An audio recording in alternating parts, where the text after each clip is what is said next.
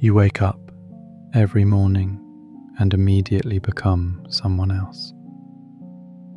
Not dramatically, not consciously, but within the first 3 minutes of opening your eyes, you've already put on a dozen invisible masks. The worried one, the responsible one, the one who needs to prove something, the one who's behind on everything. And here's what's wild. You don't even notice it happening, because forgetting who you really are isn't a bug in how consciousness works. It's the main feature of how most people experience life. It's so smooth, so automatic, so perfectly designed that you can go years, decades, an entire lifetime without catching yourself in the act. Right now, as you're reading this, there's a version of you that exists before all the stories, before the labels, before the I am this kind of person and I'm not that kind of person. That version is still here. It never left, but it's buried under so many layers that you've completely lost track of it. Think about the last time you were so absorbed in something that you forgot yourself entirely. Maybe watching a sunset, maybe in flow while creating something, maybe in a moment of real laughter. For those few seconds or minutes, all the constructed identity just disappeared. And weirdly, you felt more like yourself than ever. That's not a coincidence. The forgetting happens because of how we're taught to navigate reality. From the moment you could understand language, people started telling you who you are. Your parents had ideas about it. Your teachers had opinions. Your friends reinforced certain traits and ignored others. Society handed you a template. Here's how a good person acts. Here's what, or the peacemaker. With friends, you're the funny one, or the serious one, or the listener. Each context has its costume, and you change between them so fast you don't even feel the shifts anymore. But here's what most people never realize. Every single one of those roles is optional. Every label is something you picked up along the way, even the ones that feel most fundamental, most you, are just sophisticated stories your mind constructed to make sense of experience. Who you really are exists before the stories start. It's the awareness that's watching all of this happen, the consciousness that's present whether you're playing the role of the successful person or the struggling person, or the confident person or the anxious person. That awareness doesn't change. It doesn't forget itself. It's always right here, always now, always untouched by whatever drama is playing out on the surface. The reason you keep forgetting is simple. You've been hypnotized by your own narrative, and the hypnosis is so complete that you defend it When someone suggests you're not who you think you are, something in you rebels. Of course I know who I am. I'm the person with this history, these preferences, these goals, these problems.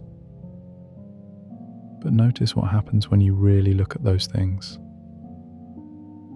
Your preferences change, your goals shift, your problems come and go. The history is just memory, constantly being rewritten every time you recall it. So if all of that is fluid, constantly changing, what exactly is the you that you're so sure about? By the way, our shared space of light and awareness is on its way to 100,000 people. Thank you to everyone who subscribes and brings this moment closer. The forgetting also happens because staying present to who you really are is uncomfortable at first. It means letting go of the familiar. It means not knowing what comes next. Your constructed identity might be limiting, might be causing suffering, but at least it's you forget. Every time you react from old conditioning instead of responding from presence, you forget. Every time you believe the story about who you should be instead of resting in who you are, you forget. Which means you can also remember. Not through effort, not through adding more techniques or practices or knowledge, but through the simplest thing in the world. Noticing what's already here before you turn it into something else. Let's go deeper into how the layers build up, because this isn't random. There's a specific way that your original nature gets buried, and understanding it is the first step to excavating it. The first layer is beliefs. Not the obvious ones you know you have, but the invisible assumptions that run underneath everything.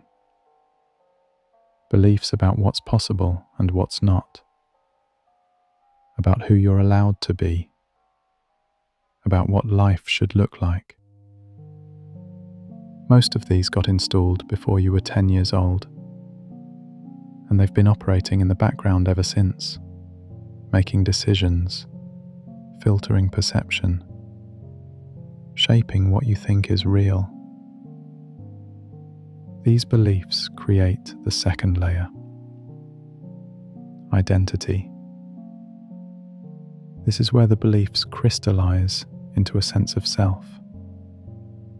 I am someone who struggles with this, or I am someone who's good at that. Once you have an identity, you need to maintain it. You need evidence that you're still that person. So you unconsciously seek out experiences that confirm what you already believe about yourself, and ignore or dismiss things that contradict it. The third layer is emotional patterns. Every identity comes with its own emotional signature. The achiever feels driven and anxious. The caretaker feels needed and resentful. The intellectual feels superior and disconnected. These aren't just reactions to what's happening. They're the fuel that keeps the identity running. Without the familiar emotional patterns, the identity starts to wobble, starts to feel less real. Then comes the fourth. Beliefs seem even more true. It's a closed loop, constantly circling back on itself, getting stronger with each repetition. And the brilliant part? You can't see the loop while you're in it. It's like trying to read a book when your nose is pressed against the page. The words are right there, but you can't make out what they say because you're too close. You need distance. You need perspective. You need to step back far enough to see that what you thought was reality is actually just one particular way of organizing experience. Most people spend their entire lives inside this loop, never questioning whether there might be something outside it. They might rearrange the furniture, try to improve the story, work on the emotional patterns, but they never actually look at the structure itself. They never ask the fundamental question: who is it that's experiencing all of this? When you ask that question and really look, something strange happens. You can't find a solid answer. There's no little person sitting in your head, watching through your eyes, pulling the levers. There's just awareness happening, experience appearing, consciousness, being conscious. The separate self you've been defending and maintaining and identifying with your whole life is nowhere to be found. It's an assumption, a habit, a very convincing mirage that only seems real as long as you don't look directly at it. And this is where the forgetting is most powerful. Because even when you catch a glimpse of this, even when you see for a moment that the separate self is constructed, something immediately comes in to patch over the gap. A thought appears. Okay, I understand that conceptually, but... And just like that, you're back in the story, back in the identity, back in the forgetting. The mind is incredibly good at co-opting insights. Here. The one who's aware of all the seeking and striving and forgetting is itself untouched by any of it. That's who you really are. Not the person who forgets, not the one who remembers, but the aware presence that's here for both.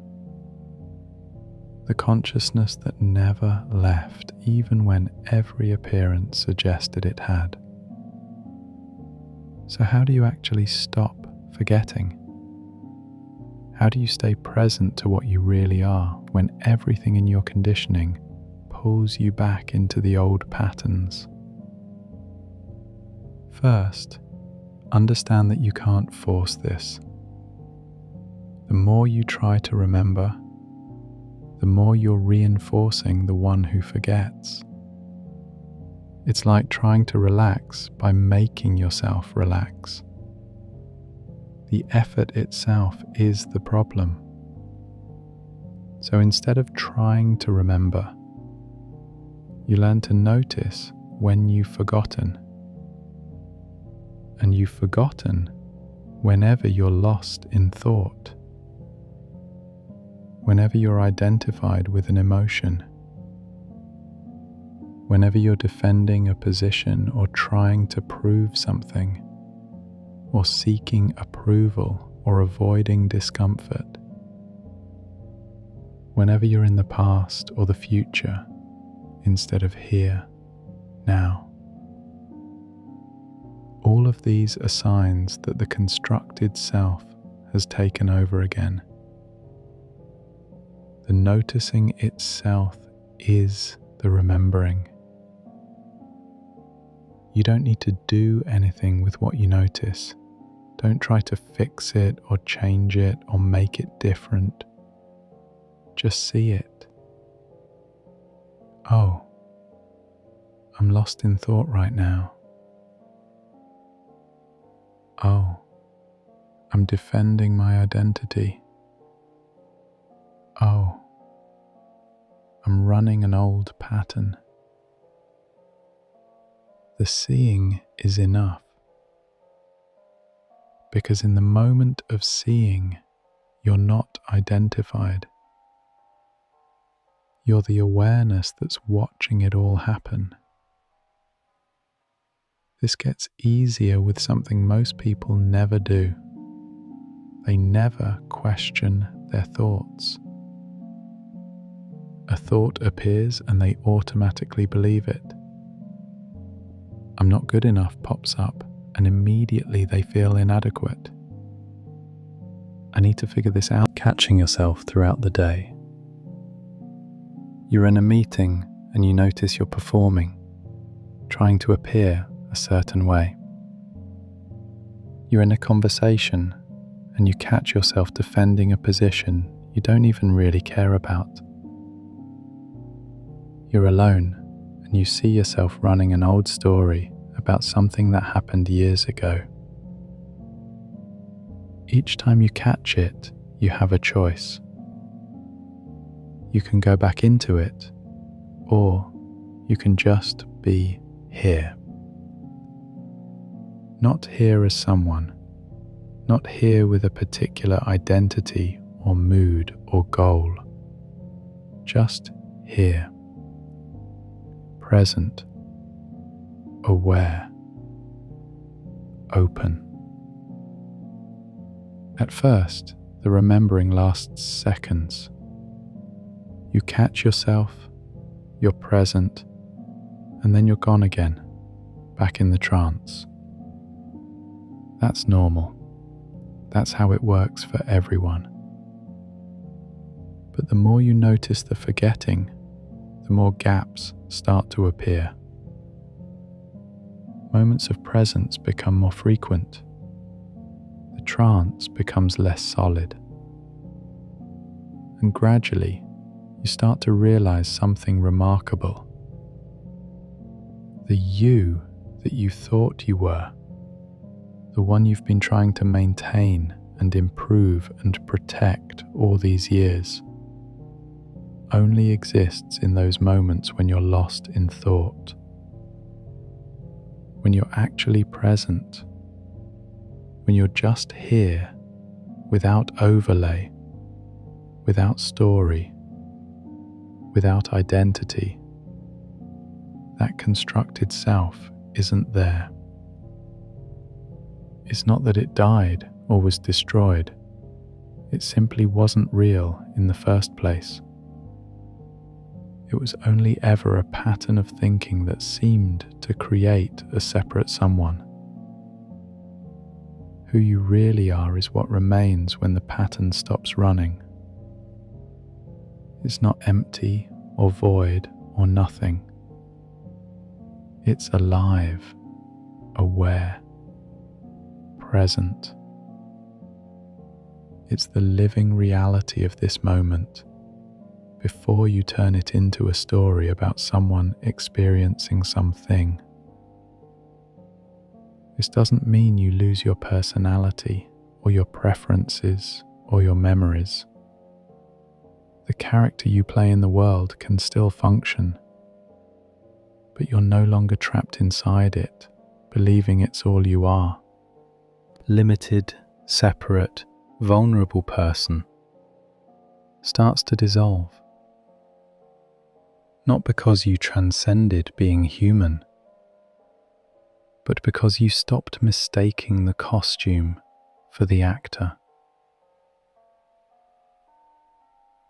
You're reading this right now, and as you read, there's awareness here. That awareness is the same awareness that was here when you were 5 years old. It's the same awareness that will be here in 50 years. It doesn't age. It doesn't change. It doesn't forget itself, even when attention is completely absorbed in experience. That awareness is who you really are. Not the thoughts about it, not the understanding of it, not the person who's trying to realize it, but the simple, obvious, ever-present fact of being aware, of being here, of being. You never stopped being this. You just got so fascinated by what appears in awareness that you forgot to notice the awareness itself. Like someone so mesmerized by a movie that they forget they're sitting in a theatre, watching a screen. The remembering is just turning your attention around, looking back at what's looking, noticing what's noticing, being what you already are, instead of trying to become something you think you should be. If this video shifted something in you, write in the comments, "I am awake." Write it as your promise to yourself. Nobody